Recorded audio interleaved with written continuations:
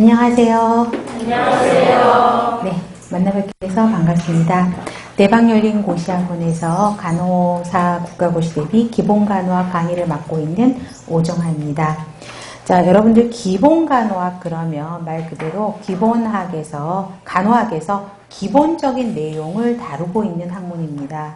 실제 우리가 임상에서 수행하고 있는 간호 수행과 관련된 부분인데, 여러분들이 기본간호학 그러면 되게 쉽다라기보다는 어렵다라는 생각들을 많이 하실 겁니다.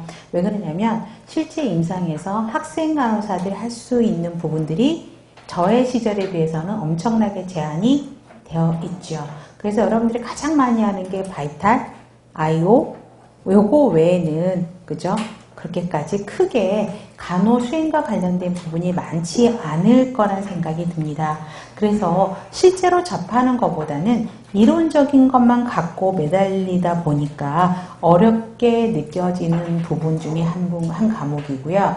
그 다음에 기본간호학 역시 난이도가 이제는 점점 올라가고 있는 분위기이긴 합니다. 자, 기본간호학을 공부하시다 보면 다른 여러 간호학의 과목들과 연결되어 있는 것을 보실 수 있을 겁니다. 자, 우리가 제가 가리키는 과목이 이제 모성 아동 간호관리인데, 모성 아동 간호관리에서도 기본간호학과 중복되는 내용들이 굉장히 많습니다. 그래서 그런 부분들을 잘 정리해 놓으면은 다른 간호학 공부를 하실 때도 많이 도움이 되실 거란 생각을 해보고요. 자, 학원 기본서는 다른 과목과 마찬가지입니다. 핵심 이론하고 그 다음에 관련 문제로 이루어져 있습니다. 그래서 핵심 이론을 먼저 풀고 관련된 문제들을 함께 풀어보는 방식으로 진행할 것입니다. 그러니까 다시금 말씀드리지만 지금은 문제풀이보다는 핵심 이론을 완벽하게 내 것으로 만드는 작업이 가장 중요하다고 볼 수 있습니다. 그래서 문제집에 시간 낭비 아직은 하지 마시고요. 기본 개념을 확실하게 정립하고 내 머리에 저장하는 시간이라고 생각해 주셨으면 좋겠습니다. 기본 간호학 문제는 토탈 30문제죠. 그래서 여러분들에게 드렸던 목차를 한번 봐보세요. 그러면 예상 물출제 문항수라고 여러분들한테 드렸을 겁니다. 그래서 상대적으로 많이 나오는 것들이 뭐냐면 제일 많이 나오는 게 어디죠? 투약이요. 그렇죠? 투약 문제가 거의 5문제, 6문제, 30문항에서 5, 6문제가 투약 문제면 굉장히 빈도수가 높은 거고요. 그 다음에 배설, 작년 같은 경우에는 배설 쪽이 많이 나왔고 그 전년도에는 활동과 운동 요구 쪽이 굉장히 많이 나왔었어요. 물론 기본 단위로 거의 3문항 정도 나온다고 보시면 되겠죠. 그래서 상대적으로 투약 간호를 제일 많이 하시고요. 그 다음에 감염에 관한 부분, 그 다음에 활동과 운동 요구, 배설 요구 중심으로 여러분들이 정리하시면 조금 더 편안하게 공부를 하실 수 있을 것 같습니다. 자, 여러분들 기본 간호는요, 실제 여러분들이 학생 간호사로 활동할 때 실습했을 때 경험했던 것들을 또 올리시면서 공부하시면 조금 더 즐겁게 공부하지 않을까라는 생각을 해보겠습니다. 자, 여러분들, 우리 기본 간호 정리를 잘 해놓으면 여러분들이 나중에 국시 합격해서 간호사로 활동할 때 더 많은 도움이 될 거겠죠. 그쵸? 그럴 거라고 생각해 보시고 우리 기본에 충실해서 수업을 진행해 보도록 하겠습니다. 자, 먼저 간호 챕터 1번 간호의 기본 개념입니다. 사실 기본 개념, 그 다음에 간호 과정, 간호 사정 부분은 그렇게까지 빈도수가 많이 나오지는 않습니다. 그래도 간호란 무엇인가는 알고 계셔야 되겠죠. 그래서 간단하게 정리를 해봤습니다. 자, 4가지 간호에 있어서 4가지 패러다임이 간호가 무엇이냐, 그 다음에 인간이, 사람이 무엇이냐, 그 다음에 또 환경이 무엇이냐, 건강이 무엇이냐. 그래서 4가지 패러다임을 이렇게 4가지로 정리를 하고 있습니다. 그 4가지에 대한 것들이 지금 이야기가 되고 있죠. 첫 번째 패러다임이 인간이죠. 인간에 대한 정의. 자, 통합된 전체로서 보는 것이고 환경과 상호작용하고 있는 능동적인 개체로 보는 것이죠. 그래서 부분의 합보다 당연히 전체로서 보는 거기 때문에 부분의 합보다 크다. 독특하다, 고유한 개체를 인간으로 보고 있고요. 뭐 체계이론의 관점, 행동이론의 관점, 통합론적 관점인데 인간의 정의에서 써놓는 게 통합론적 관점 보세요. 똑같이 정의되어 있죠. 그래서 통합론적 관점에서 인간을 그렇게 정의하고 있습니다. 체계이론은 나중에 간호관리학에서도 공부하겠지만 체계이론을 공부할 거예요. 그런데 체계이론은 환경을 굉장히 강조하고 있습니다. 그래서 조직과 환경은 서로 상호작용하는 개방적인 조직이다라고 이야기하는 게 체계이론이에요. 마찬가지로 인간도 환경과 끊임없이 상호작용하는 개방체계로 보는 관점이 체계이론의 관점이고요. 행동이론의 관점은 환경 변화가 오면 그 환경을 우리가 바꿀 수는 없죠. 그래서 주어지는 환경에 우리가 어떻게 해야 돼요? 잘 대처를 해야 되겠죠. 그래서 과거 행동했던 것 중에서 만족스러운 것들을 행동을 선택하게 돼서 환경과 그쵸? 환경에서의 안정 상태를 유지하려고 하는 게 행동이론의 관점이다. 현재는 통합론적 관점에서 인간을 보고 있다. 그 정도만 알고 계시면 될 것 같고요.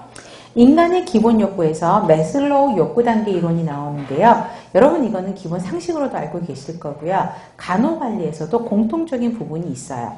간호관리에서도 동기부여 이론, G파트에서 동기부여 이론을 할 때 매슬로우 욕구 단계 이론이 나오게 됩니다. 자, 기본 이 욕구 이론의 특성을 보면 계단으로 욕구가 어떻게 돼요? 단계로 단계적으로 이루어졌다라고 이야기를 하죠. 그래서 가장 난이도 하 문제는 매슬로우의 5가지 욕구 단계 순서를 물어보는 것이죠. 그러면 우리 큰 소리를 한번 해볼까요? 가장 저차원에부터 큰 소리를 한번 읽어보실까요? 생리적인 욕구, 안전, 안정의 욕구, 사랑, 소속의 욕구, 자아 존중의 욕구, 자아 실현의 욕구. 이게 가장 난이도 하 문제예요. 그래서 5가지 욕구 단계가 있고요. 자, 난이도가 낮은, 욕구가 낮은 단계에서부터 천천히 단계별로 올라가는 특성을 갖고 있습니다. 그래서 이거를 뭐라 그러냐면 만족 진행법이라고 이야기를 합니다. 자, 만족해야지 그 다음 단계로 가게 되고 또 만족하지 않으면 현재 그 자리에 머물러 있는 거죠. 그죠? 머물러 있다가 그 다음 단계가 만족되면 올라가고 그래서 만족 진행법이라고 봅니다. 그래서 단계는 낮은 쪽의 단계에서부터 충족돼서 높은 욕구 단계로 발전하는 거고요. 그 다음에 욕구 단계에서 각각의 욕구들이 있는데 그 욕구들의 땡땡땡땡이들이 시험 문제죠. 그래서 생리적인 생리적인 욕구는 말 그대로 의식주와 관련된 가장 기본적인 욕구를 이야기를 하고 있고요. 안전, 안정의 욕구는 안전한 거, 안정에 대한 욕구에 대한 것이고요. 그래서 뒷페이지에 보면 감염 예방을 위한 무균술, 손 씻기 이러한 것들이 안전의 욕구고요. 그 다음에 목발을 사용하는 환자가 다칠까봐 불안해하는 거는 2번째 단계 안전, 안정의 욕구에 대한 불안감을 느끼고 있죠. 그 다음에 사랑과 소속감의 욕구는 사랑, 주고받는 거에 대한 거죠. 그래서 환자와 의료진이 같은 옷감의 옷을 사용하는 거, 같은 질환 환자들 간의 동질감을 만들어주는 것들이 사상 소속감의 욕구고요. 자아 존중의 욕구는 인정받고자 하는 욕구를 이야기를 하고 있고 자아 실현의 욕구는 자신의 잠재력을 키워가는 능력을 말하고 있습니다. 그래서 이 각각의 정의들을 구별하시고 이 각각의 정의들은 한 2-3번 정도 나왔었고요. 이거는 간호관리에서도 문제가 다시 나올 겁니다. 그 다음에 우리 성장과 발달 어디서 공부했었죠? 처음 있는 거 아니에요. 지금 아동에서도 배웠었죠. 그래서 성장과 발달, 성장은 신체적 크기의 변화고 양적인 거고 키와 체중, 치아, 골격을 이야기하는 거고 발달은 점진적인 변화죠. 질적인 거. 그래서 말하기, 걷기, 일생 동안 지속되는 게 발달이라고 이야기했었습니다. 자, 성장 발달의 원리 우리 어디서 배웠죠? 아동에서도 배웠었죠. 그래서 이 부분은 또 아동간호학에서 문제가 출제가 될 거예요. 근데 기본에서 나올 수 있으니까 여러분들이 보시면 되죠. 순차적이다, 계속적이다, 점진적이다, 통합적이다. 우리 방향은 머리에서 다리, 중심에서 말초, 양초에서 대칭적, 그 다음 단순에서 복잡한 기술을 한다. 아동간호에서 지금 문제 풀었죠. 그렇죠? 넘어갑니다. 한 방향으로 진행되고 예측 가능하고 있고 순서는 정해져 있지만 같은 비율로 가지는 않는다라는 거 보시면 되겠고요. 그 다음에 특정 신체 기관은 성장 발달하는 정해진 시기가 있다라는 것도 배웠을 겁니다.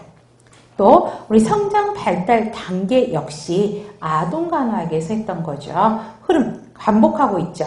태아기는 임신 8주부터 40주까지. 그쵸? 특히 폐업, 출생 직전 36주에 발달한다라고 되어 있는데 아까 설펙턴트 계면활성제가 언제 만들어진다 그랬었죠? 28주, 7개월부터 만들어지고요. 설펙턴이 완성되는 시기가 35주에서 36주입니다.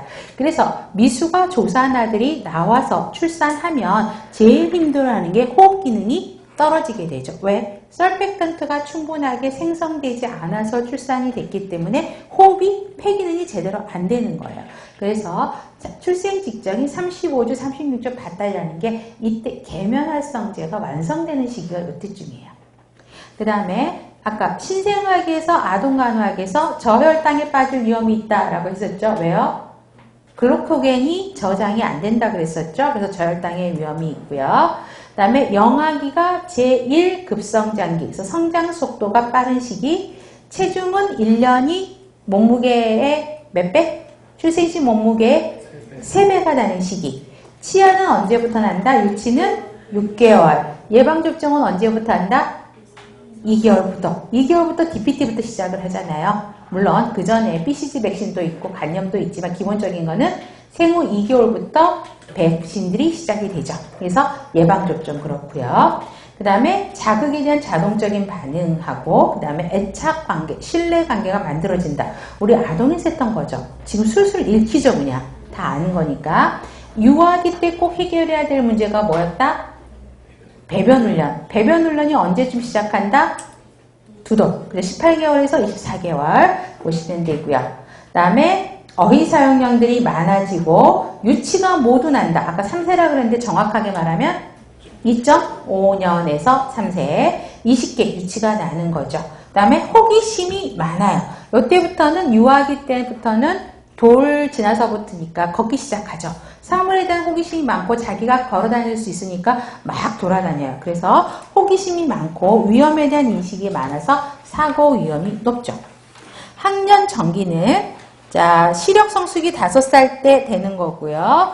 그 다음에 동성부모를 동일시해서 모방해서 사회적 역할을 배우게 되는 거고, 그 다음에 보시면 되겠고, 성별에 따른 분명한 차이를 알게 되는 것이죠.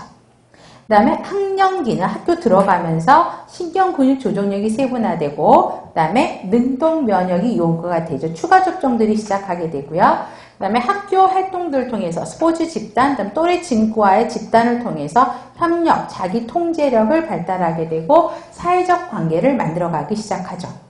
청소년기는 신장의 급성장, 체중 성장, 2차 성징들이 나타나게 되고 여기서는 친구들과의 관계가 굉장히 중요시 되고 있죠. 또 이때는 사고로 인한 사망률도 굉장히 많이 나고요. 약물 남용, 성병, 자살이었죠. 청소년기의 사망의 가장 1순위가 자살이었었죠. 그런 거 보시면 되겠고 성인기는 여러분들이 지금 성인기에 해당하죠. 그죠? 신체적인 성숙, 신체기관의 기능이 현재 최고치고요. 그 다음에 직업을 선택해야 되고 결혼, 출산 등의 시기가 요때죠.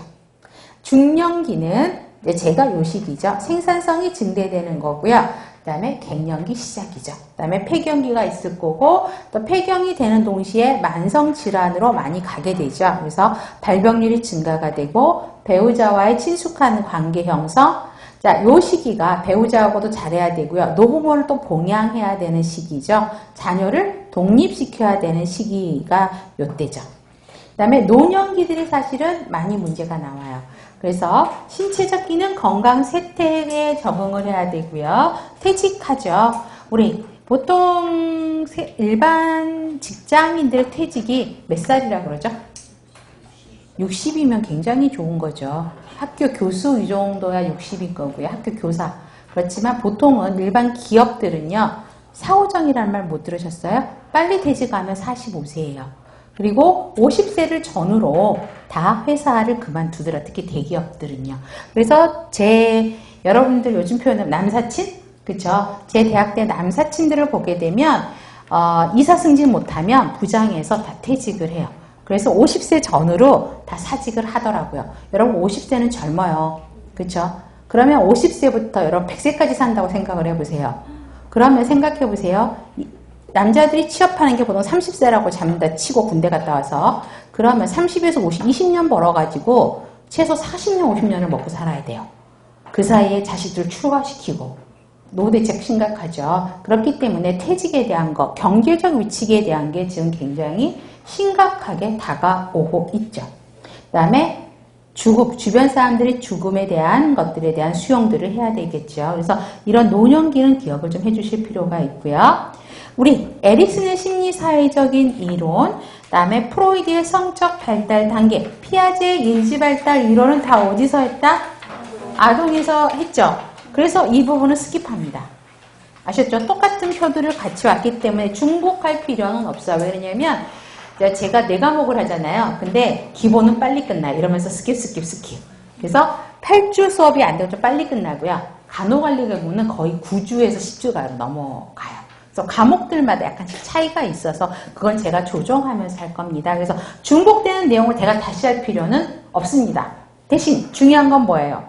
여러분들이 하셔야 된다는 이야기. 아셨죠? 그래서 이 부분을 아동에서 충분히 다뤘기 때문에 일단 넘어가겠고 여러분들이 스스로 다시 한번 정리하셔야 됩니다. 그래서 우리 간호의 가장 커다란 패러다임이 아까 인간이라고 했었죠? 두 번째는 건강에 대한 이야기입니다. 자, 건강의 정의는 알고 계셔야 돼요. 그래서 WHO에서 건강을 뭐라고 했다? 단순히 질병이 없는 상태가 아니라 뭐라고요? 신체적, 정신적, 사회적, 심리적, 영적으로 완전한 안녕 상태를 건강으로 정의하고 있습니다.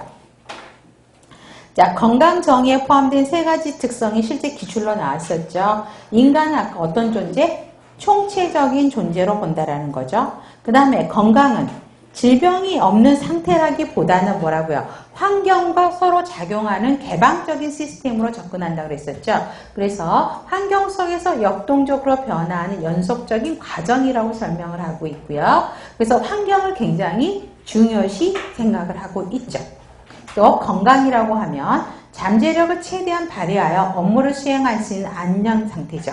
그래서 이 3가지 특성을 만족시키면 최적의 건강 상태라고 정의를 하고 있습니다. 그 다음에 질병의 정의에서 질환과 질병은 흐름으로도 보셔야 됩니다. 오타가 있죠. 질환에서 정신적, 신체적 기능 또는 구조예요. 자, 정신적, 신체적 기능 또는 구조에서 병리학적 변화를 질환이라고 이야기를 하고 있고요. 질병은 질환에 대한 아주 개인적인 반응을 질병이라고 정의를 하고 있습니다. 근데 굳이 이거를 외우실 필요는 없어요. 다음에 건강에 관련된 모델들이 시험 문제에 나오죠. 물론 최근에는 이런 문제는 많이 나오고 있지는 않지만 그래도 안 나온다는 보장은 할 수가 없어요. 그러니까 개념 정도만 알고 계시면 돼요. 임상 모델은 질병이나 증상, 징후가 없는 상태, 가장 좁은 의미가 임상 모델이에요. 역할 수행 모델은 역할을 수행하는 개인적인 능력의 차원에서 하는 건강을 정의한 거죠. 그러니까 사회적 역할을 이행하느냐, 이행하지 못하느냐, 그거를 건강으로 정의를 하고 있고요. 적응 모델은 환경에 잘 적응하느냐, 환경과 서로 상호작용을 잘 하느냐라고 보는 게 적응 모델. 행복론적 모델은 개인의 잠재력을 실현한 상태를 행복이라고 이야기를 하고 있죠. 그래서 인간이 가장 원하는 상태, 이게 행복한 것이다 라고 해서 행복론적 모델, 행복한 것이 건강이다 라고 이야기한 것이고요. 그 다음에 건강질병 연속성 모델은요, 여러분들 유인물에 건강 모델을 같이 드렸어요. 이게 건강 모델이 가운데 글씨가 빠졌네요. 건강질병 연속성 모델이에요. 건강과 질병이 따로 나눠져 있지 않고 유동적이라는 거, 얼마든지 바뀔 수 있다라는 거죠. 그래서 가장 좋은 거가 건강한 상태, 나쁜 거가 이제 질병인 상태죠. 거기에서 왔다 갔다 하면서, 그죠? 개인의 신체적인 상태에 따라서 건강한 쪽, 그 다음에 약한 쪽으로 바뀌면서 계속적으로 적응하려고 하는 거를 건강질병 연속성 모델이라고 설명을 하고 있고요. 그 다음에 병인, 숙주, 환경 모델이라고 되어 있는데 3가지 요건이 뭐죠? 병인, 그죠? 그 다음에 환경, 숙주 상호작용이, 그러니까 이 세 가지 요소들이 상호작용을 잘 하면 건강한 거고, 얘네들이 서로 상호작용을 못하면 아픈 거다라고 이야기를 하고 있죠. 그래서 상호작용에서 생기는 위험 요인을 파악하려고 하는 것이 병인 숙주 환경 모델이에요. 그래서 2번 보세요. 건강과 질병의 수준은 병인 숙주 환경의 관계에 포커스를 맞추는 거죠. 그 다음에 고도의 안녕 모델 보세요. 그러면 자, 죽음하고 가로축에 보면 최고의 안녕이죠. 그럼 이거 뭐예요? 건강 질병 연속성 모델을 그대로 들어간 거죠. 그런데 가로 세로축은 뭐예요? 환경과의 관계죠. 그래서 환경이 나쁜 환경, 좋은 환경 나눠가지고 네 가지 축을 만든 거죠. 그래서 좋은 환경에서 나타나는 안녕감, 나쁜 환경에서 나타나는 높은 안녕감, 좋은 환경에서 보호되는 나쁜 건강, 나쁜 환경에서의 나쁜 건강, 이렇게 네 가지의 축이 나타난다는 것이 고도의 안녕 모델입니다. 이런 게 있다 정도만 아시면 되고요. 중요한 건 8번입니다. 건강 신념 모델입니다. 자, 건강 신념이 작동을 한다라는 이야기예요. 자, 구성원 사람들이 인간이 행동을 할 때는 건강 행위와 관련된 행동을 할 때는 어떤 게 영향을 미친다고요? 건강 신념이 영향을 미친다고 하는 게 건강 신념 모델입니다. 그러면 3번 보세요. 건강 신념을 정의를 해놓은 걸 보면 대상자가 건강과 질병에 대해 가지고 있는 생각, 확신, 태도, 이게 건강신념이라는 거죠. 그래서 건강신념이 어떤 거? 건강 행위에 영향을 미친다는 거죠. 긍정적인 건강신념을 갖고 있으면 긍정적으로 질병을 예방하는 행위라든가 질병을 걸렸을 때 대처할 수 있는 긍정적인 행동을 하게 되고요. 건강신념이 부정적으로 작동하게 되면 건강 행위를 안 하는 부정적인 행동을 이끌 수 있다라는 것입니다. 그래서 1번 건강의 신념과 개인 대상자가 가지고 있는 건강 신념이 어떤지에 따라서 나타나는 행위와의 관련성을 설명하는 게 건강 신념 모델이에요. 그래서 대상자가 건강과 관련해서 어떤 행동을 할 것인가, 또 치료에 대해서 얼마나 수능을 잘할 것인가에 대한 것을 밝히기 위한 게 건강 신념 모델이에요. 자, 그러면 4번의 별표, 개인의 건강 관련 행위에 있어서 건강신념 모델은 뭘 강조하고 있냐고요? 지각에 별표하세요. 그 질병에 대해서 어떻게 지각하고 있느냐, 이게 건강신념이죠. 그런 건강신념이 어떻게 작용을 하는지에 따라서 긍정적인 건강행위, 부정적인 건강행위들이 나타난다는 것입니다. 자, 그러면 그림을 봐보세요. 개인의 지각, 그 다음에 수종 요인, 행위의 가능성이라고 그림들이 나와 있을 겁니다. 11페이지 그림 나와 있죠. 자, 그러면 개인이 느끼는 거에 두 가지가 있어요. 지각된 민감성, 지각된 심각성. 자, 민감성은 뭐냐면 어떤 질병에 걸릴 위험이 있다고 지각하는 정도죠. 내가 담배를 많이 펴. 그러면 아무래도 폐질환, 폐암 쪽에 걸릴 질환이 높겠구나 라고 하는 게 지각된 민감성이에요. 그래서 인과학적인 특성, 사회심리적인 특성, 구조적인 변수, 질병의식, 선행 경험들에 의해서 민감성들은 지각을 받게 되죠. 유방암에 걸리게 되면 난소암하고 같이 연결이 되겠구나. 지식을 통해서 알 수 있는 거죠. 이러한 것들이 민감성이죠. 지각된 심각성은 질병에 걸렸을 경우나 치료하지 않았을 때 어느 정도 심각하게 될 것인지를 아는 게 심각성이에요. 이런 질환에 걸렸으면, 자, 당뇨에 걸렸으면 고혈압도 나타나겠구나. 고혈압이랑 당뇨가 같이 걸려면 대사증후군이 되면서 안 좋겠구나. 심혈관계 질환도 나타나겠구나 라고 느껴지는 게 심각성이죠.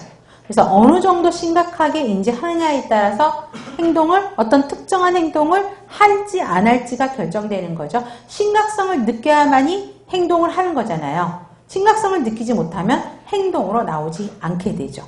그 다음에 지각된 유의성은 어디에 있어요? 행위 가능성에 보세요. 행위 가능성의 오른쪽에 보면 두 번째 줄에 예방행위에 대해서 지각된 유의성, 그 다음에 예방행위에 대한 지각된 장애성이죠. 자, 어떤 행동을 하게 함으로써 어떤 이득이 있을까를 생각하는 게 지각된 유의성, 지각된 장애성은 특정 건강행위에 대한 부정적인 지각이에요.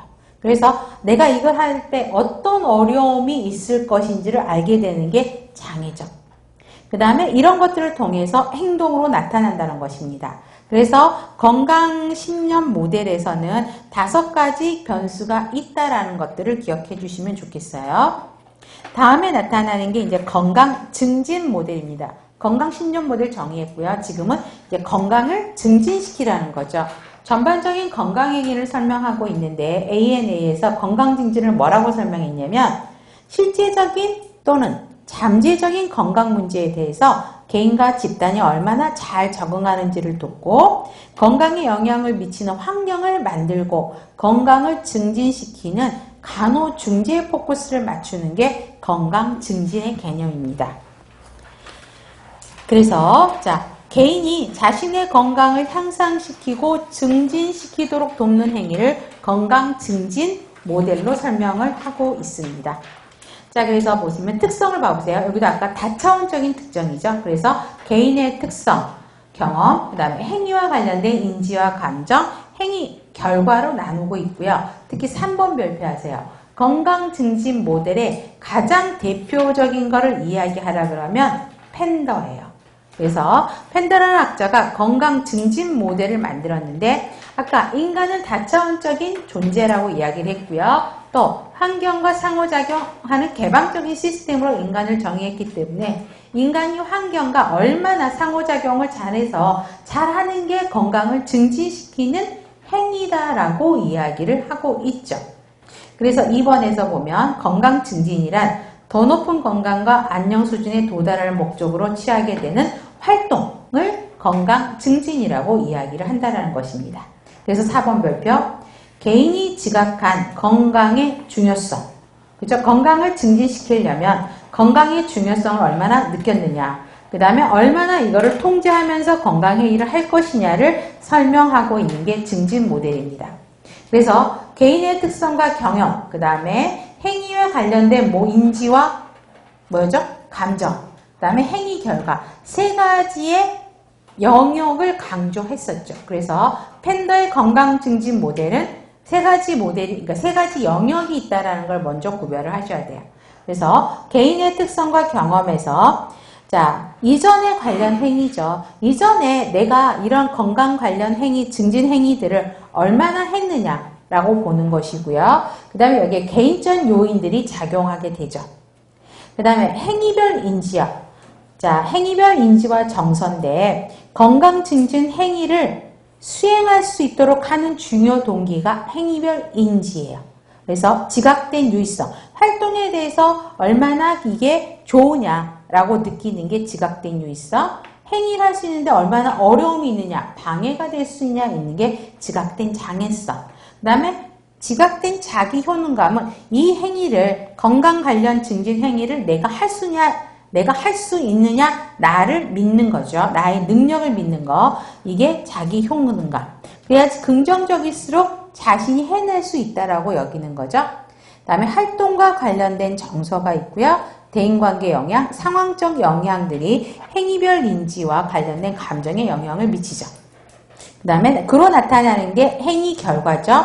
그래서 활동 계획을 수립을 하는데, 즉각적 경쟁적 요구는 계획된 건강 증진 행위를 하는데 방해가 되는 다른 행위라고 설명을 했는데, 이건 뭐냐면 개인이 통제할 수 없는 행동들을 이야기합니다.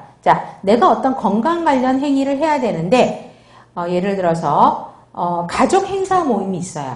만약에 부모님 생신이고요. 그 다음에 나는 나의 건강 관리에서 저녁에 운동을 가야 돼. 그런데 부모님 생신이어서 저녁 식사 자리를 가야 돼. 그러면 건강 관련 증진 행위를 못하죠. 이게 이제 말들은 즉각적 경쟁 요구예요.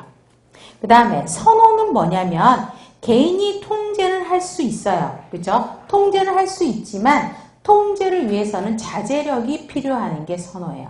그래서 이제 가가지고 여러분 아까처럼 부모님 생신인데 나 운동 간다고 안 가면은 불효자식이란 말 듣죠. 가기는 갔어.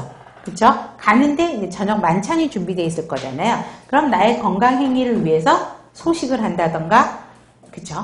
그럴 리는 없겠지만 야채만 먹는다던가, 그죠? 이런 행동들을 하는 게 선호도라는 것이죠. 그런 다음에 건강 증진 행위들이 나타날 수 있다는 것입니다. 그래서 세 가지 영역이 있고 이런데 이 세 가지 영역에는 어떤 것들이 있다 정도만 구별하시면 되겠습니다. 다음에 질병 단계 또는 질병 행위. 슈만이 말한 건 중요하진 않고요. 자, 질병 단계를 5단계로 분류합니다. 첫 번째가 증상을 경험하는 단계죠. 그래서 여러분들이 아파요.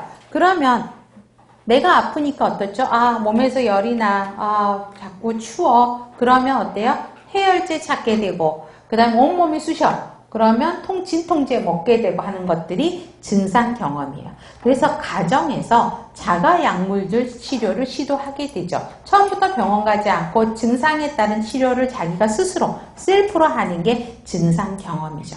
또 민간의료 적용하고 자가 약물 치료, 복통이 생기니까 합박하면 좋대더라. 뭐 이런 것들을 하는 게 증상 경험 단계예요. 그 다음에 2단계가 환자 역할 취하기, 환자 역할을 하는 거죠. 자, 질병을 받아들여서 아프다고 말할 만큼 증상들이 있어서 가족이나 친구들한테 아프다고 말하는 거. 날이 어린하고 아파서 못 나가. 나 환자야. 라고 이야기를 하는 단계가 2단계. 이게 실제 기출에서 나왔었죠. 이 내용을 정의하면서 2단계가 어느 단계냐가 시험 문제예요.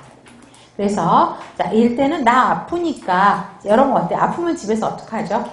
일단 들어 눕고 그 다음에 밥 먹으라 그러면 안 먹어요. 그쵸? 그래서 엄마가 죽이라도 사다 주고 끓여주고 떠먹여 주기를 원하시는 거죠. 자, 수동적이고 의존적이다 라고 바뀌는 거죠. 요 단계가 그러니까 환자 역할을 취하는 거예요. 아픈 환자처럼. 3단계가 그래서 3번 보세요. 증상이 악화돼. 내가 아까 좀 자가치료하고 아프니까 진통제 먹고 들어 누웠고 싸매고 누웠어요. 그쵸? 물 많이 마시고 막 그러고 있단 말이에요. 근데 해결이 안 돼. 그래서 건강관리 체계에 접촉을 이제 그러면 병원을 갈까라고 생각하는 단계죠. 그 다음에 정상적인 그 몸의 역할 기대에서 벗어나도 요때는 용인이 되죠. 실제로 병원에 가지 않고 나 아파서 하루 쉴게요. 어떡하죠? 오늘 회사 못 나갈 것 같은데요. 여러분 간호사 하면 절대 그거 하면 안 돼요. 왜 그럴까요? 어차피 간호사는 교대 근무예요. 그렇죠? 내가 아파서 안 나가면 오프자 누군가가 불려나와요. 그래서 간호사는 절대 아프면 안 돼요. 사무직종들은 내가 아파서 하루 쉬고 그 다음날 밀린 일 하면 되는데 간호사는 교대 근무고 교대 근무로 3교대로 돌아가기 때문에 여러분들 내가 아파서 못 나가요? 그럴 수는 있어요. 근데 민폐인 거야. 누군가 오프자가 불려나가고 그 오프자가 여러분일 때는 어떨 것 같아요? 오프자가 불려나오거든요.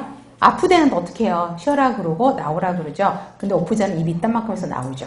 그죠? 그런 일들이 발생하죠. 그래서 간호사는 되도록이면 안 아프시는 게 좋아요.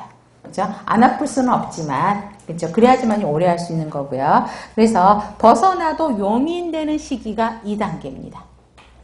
자, 그 다음에 그래도 안 되면 병원 가야죠. 건강관리 접촉 단계죠. 그래서 증상 완화로 건강 전문가를 찾아가게 되고요. 그 다음에 내가 감기다. 그죠? 몸살이다. 그죠? 그 다음에 어떤 질환에 걸렸다는 질병 확인들을 하게 됩니다.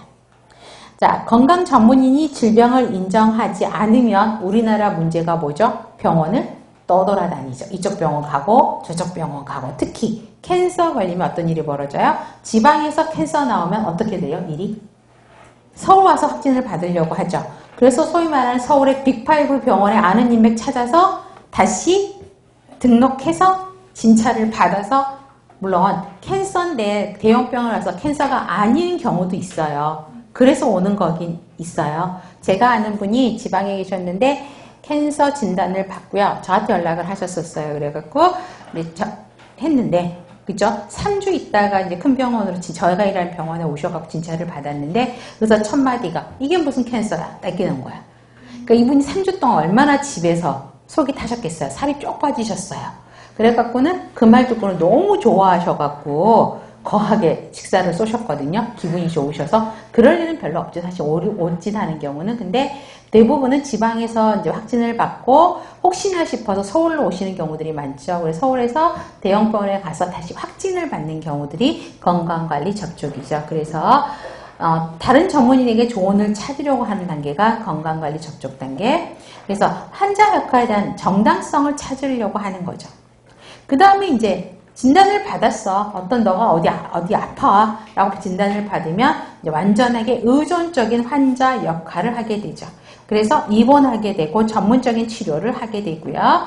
독립적인 거 포기하게 되죠. 입원하게 되면. 그래서 의료인에게 의존하는 상황이 벌어지게 되고 치료 절차들을 경험하게 되죠. 5단계는 회복 및 재활 단계죠. 환자 역할 종료하고 이전에 건강했던 건강 상태로 돌아가고자 하는 거죠. 그래서 대상자가 최고 수준까지 기능할 수 있도록 하는 단계. 그 다음에 장애가 있을 경우에는 신체 기능 변화에 대한 적응을 위한 교육들이 이루어지는 단계가 회복 및 재활 단계입니다. 그래서 이 순서와 각 단계의 그러니까 그 단계와 단계를 정의하고 있는 내용들을 구별하시면 되겠습니다.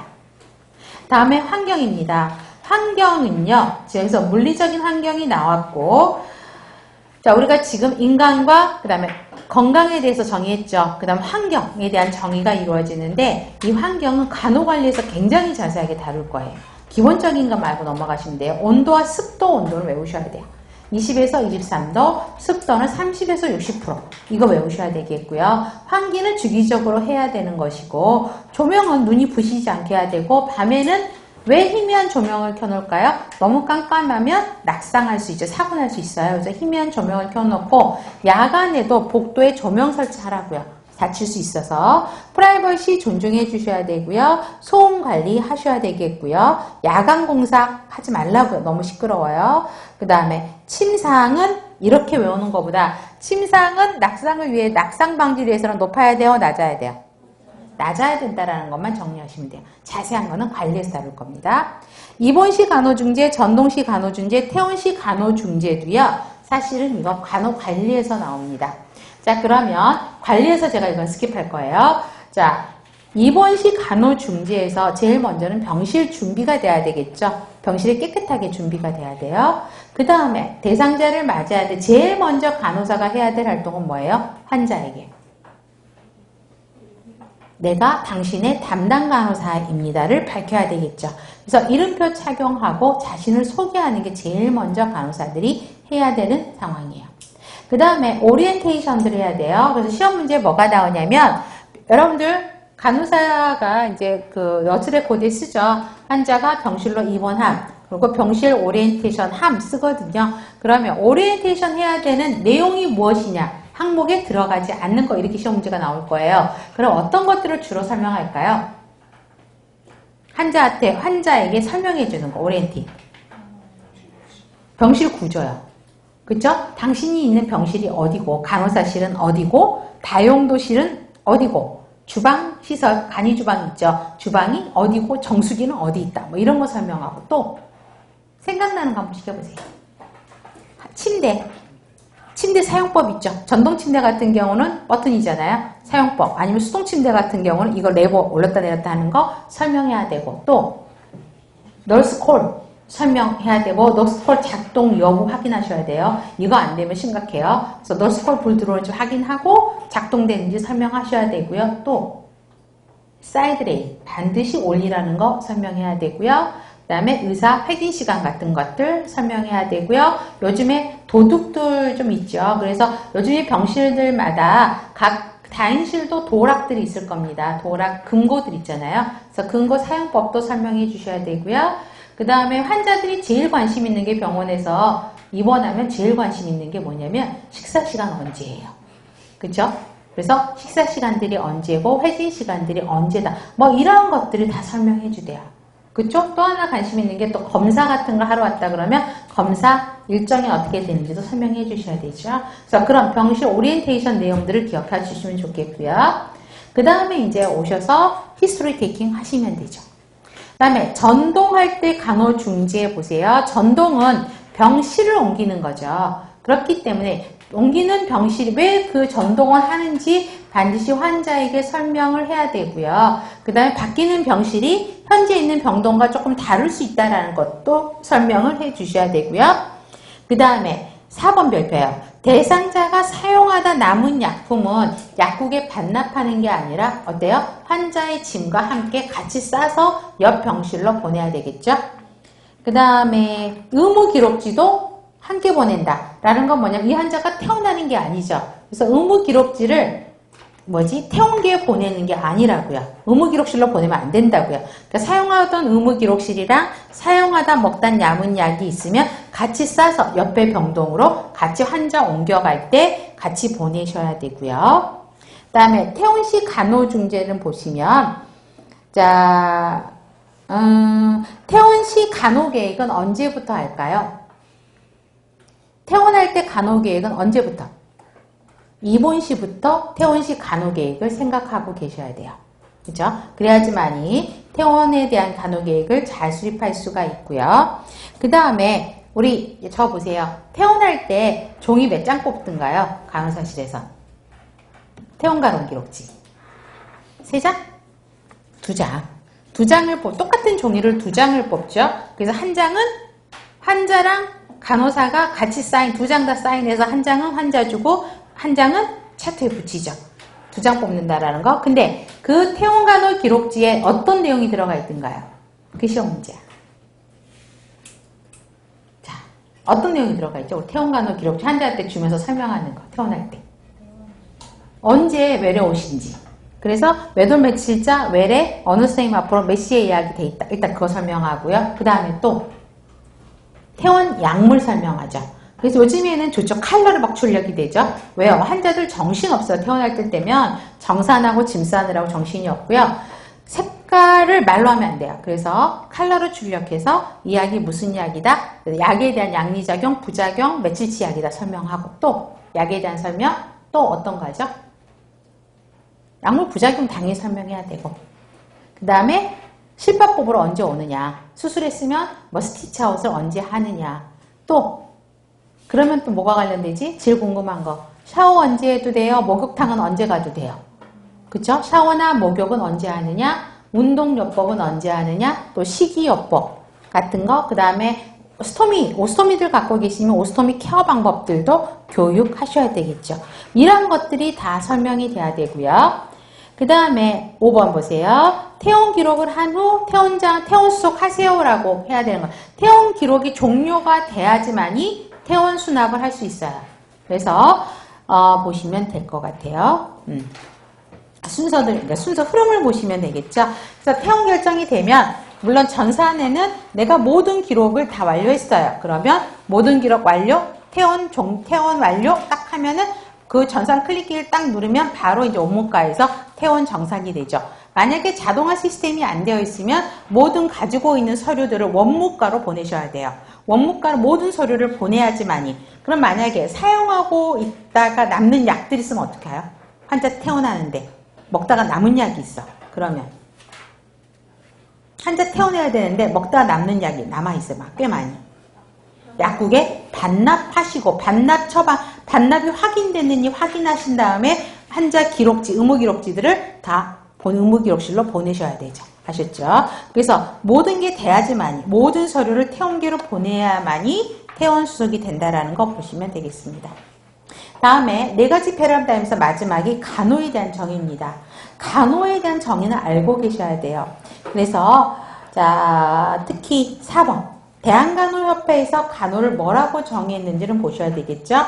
자, 모든 개인, 가족, 지역사회. 이게 뭐예요? 간호 대상으로 설명을 하죠. 그래서 간호 대상은 개인, 가족, 지역사회. 그 다음에 건강회복, 질병 예방, 건강유지 증진. 이게 간호의 목적이죠. 그죠? 를 위해서 지식, 기력, 의지와 자원을 갖추도록 도와주는 활동이 간호라고 이야기를 합니다. 자, 국제간호사협회죠. ICN이죠.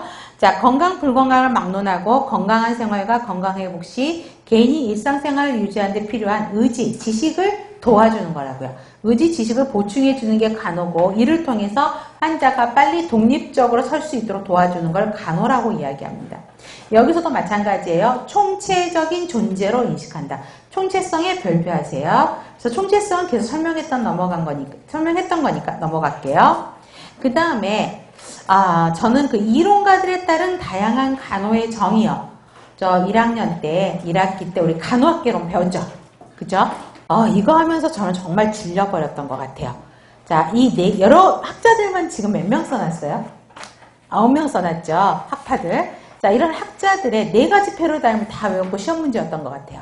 학자들이 예를 들어서 나이팅게일이 인간을 뭐라고 설명했냐, 건강을 뭐라고 설명했냐, 환경을 뭐라고 설명했냐, 뭐 이렇단 말이에요. 그쵸? 근데 여기서는 그렇게까지는 안 하고 그 간호에 대한 정의만, 이론가들에 따른 간호에 대한 정의는 좀 알고 계셔야 될 필요성이 있습니다. 자, 가장 대표적인 게 나이팅게일이죠. 나이팅게일이 유명해진 사건이 뭐예요?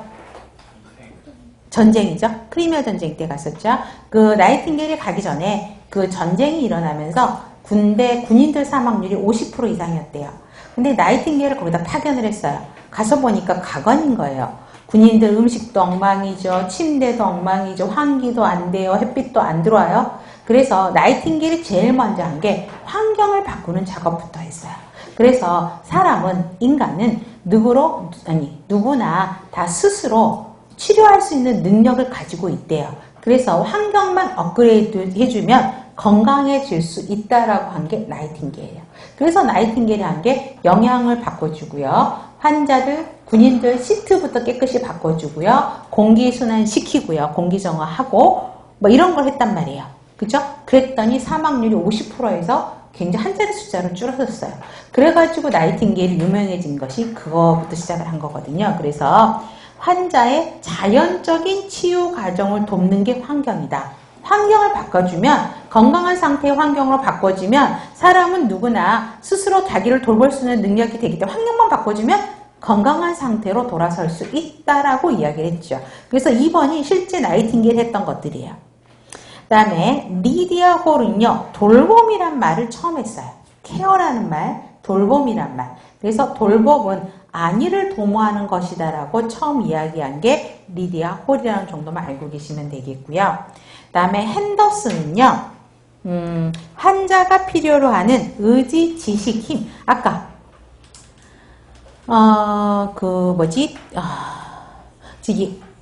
16페이지에 5번 국제간호사협회에서 두 번째 줄 필요한 만큼의 의지와 지식을 보충해준다 그랬었잖아요. 두 번째 줄에 여기 마찬가지죠. 핸더슨도 환자가 필요로 하는 의지, 지식을, 힘을 제공하기 위해서 스스로 할 수 있도록 도와주는 거. 근데 스스로 할 수 있도록 도와주는 행위가 이제 핸더슨이 간호라고 이야기를 했는데 14가지 기본 욕구 별표하세요. 동그라미.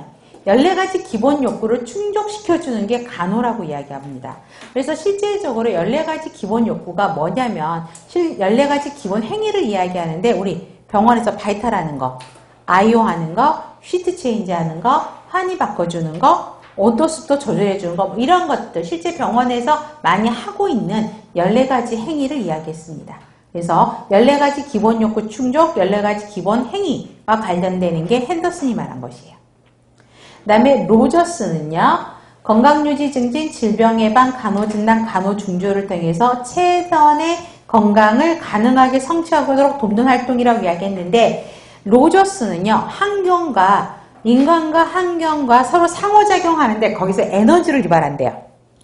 그래서 인간과 환경의 그런 관계에서 에너지 교류를 얼마나 잘하느냐, 이게 건강이라고 이야기를 했고요.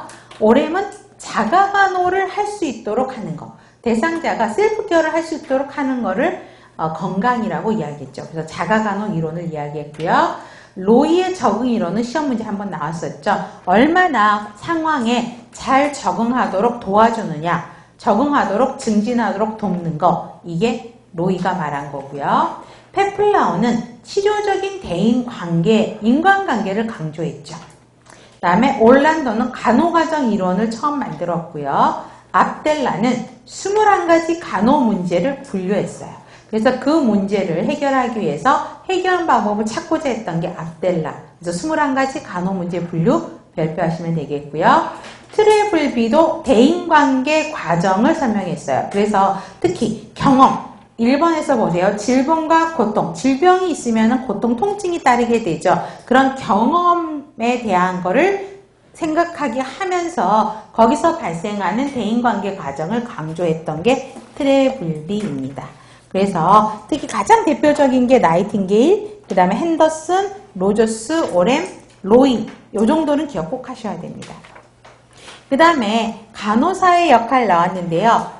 18페이지 1번 간호사의 일반적 역할과 19페이지의 간호사의 역할 같은 내용이긴 한데 조금 달라서 여러분들한테 전화 드렸기는 해요. 근데 거의 같은 내용이에요. 보시면 돼요. 중복된 내용이 있습니다. 자, 우리 아동에서도 이야기를 했었고요. 모성에서도 이 간호사의 역할을 했었죠. 기본에서 전체적인 거 나오죠. 직접적인 간호를 제공하는 간호 제공자의 역할, 이게 돌봄 제공자랑 같이 맞물리는 것이고요. 의사소통을 해야 되겠죠. 정확하고 명확한 의사소통자의 역할을 해야 되고요. 그 다음에 옹호자의 역할이 지금 한 3번 정도 나왔어요. 의사결정을 하도록 도와줘야 된다고요. 그래서 인간 및 법적 권리를 보호하도록 돕는 역할, 그 다음에 대상자 대변 옹호하는 역할, 그 다음에 치료 결정권을 존중하는 역할들을 하게 됩니다. 그 다음에 관리자의 역할, 변화 촉진자의 역할, 돌봄 제공자의 역할, 그 다음에 교육자의 역할이죠. 그래서 치료약물의 약물작용, 부작용 이런 설명한 것들이 교육자의 역할, 그 다음에 연구자의 역할, 조종자의 역할이죠. 그 다음에 상담자의 역할, 지도자의 역할들을 하고 있습니다. 확대된 간호사 역할에 전문 간호사 역할, 간호관리에서도 이건 나올 건데요. 토탈 몇 개 분야? 13개 분야. 이게 시험 문제예요. 그래서 전문 간호사가 있는 게 우리 큰 소리로 한 번만 읽어볼까요?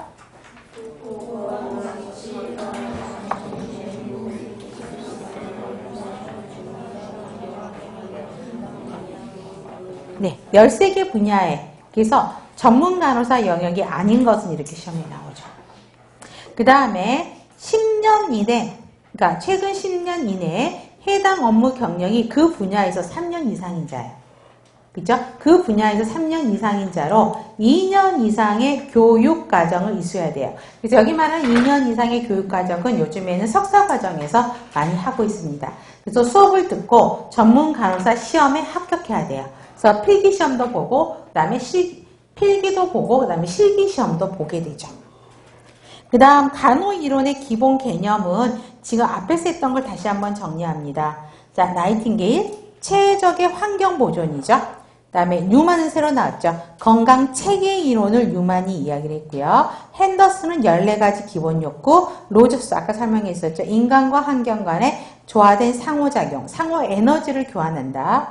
오렘은 자가간호를 할 수 있도록 도와주는 게 간호다. 그 다음에 로이의 적응 이론, 왓슨은 인간 돌봄 이론이라고 이야기를 했습니다. 그 다음에 킹은 목적 달성 이론, 페플라우는 아까 경험을 통해서 대인인간 관계라고 했었죠. 대인관계 모델, 압델라는 21가지 간호 문제를 분류했다라는 정도만 기억하시면 좋겠습니다. 네, 그러면 잠시 쉬었다가 문제풀이 들어가겠습니다.